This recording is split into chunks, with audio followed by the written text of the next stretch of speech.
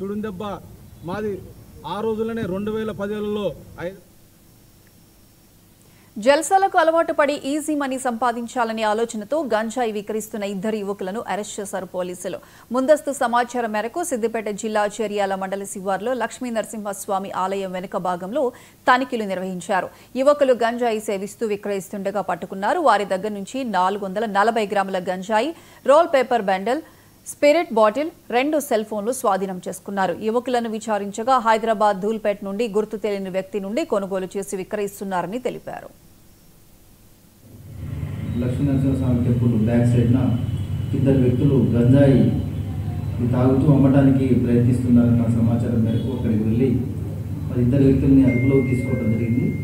బొడ్డు చందు, ఇతని చేరియాల మొండిచింతల, మరియు పొన్నబోయిన పవన్ సూచనకోట గ్రామస్తులు. వీరిద్దరు కూడా అదుపులో తీసుకుని విచారిస్తే వాళ్ళ దగ్గర ఒక 420 గ్రాముల ఎండు గంజాయి వాళ్ళ దగ్గర నుంచి స్వాధీనం చేసుకోవడం. అదేవిధంగా గంజాయి తాగడానికి ఉపయోగించే ఈ బంగ్ అనేది ఈ స్ప్రైట్ బాటిల్, చిన్న బాటిల్ తోటి దానికి ఒక పైపు కలిగించి బంగ్ అనేది తయారు చేశారు. దీన్ని స్వాధీనం చేసుకోవడం జరిగింది.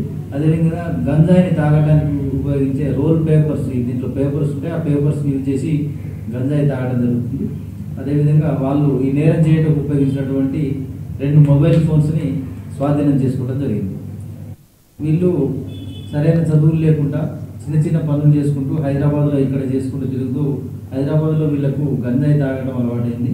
ఆ క్రమంలో ఈ మధ్య వీళ్ళు బీదర్ వెళ్ళి అక్కడి నుంచి గంజాయి కొనుక్కొని వచ్చి ఇక్కడ తాగుతూ ఇతరులకు అమ్మటానికి ప్రయత్నం చేసే క్రమంలో పట్టుకోవడం జరిగింది. వీళ్ళ మీద ఎన్డీపీఎస్ చట్టం ప్రకారంగా కేసు నమోదు చేసి తదుపరి చర్యల గురించి కోర్టు ముందు ప్రవేశపెట్టారు. వికారాబాద్ జిల్లా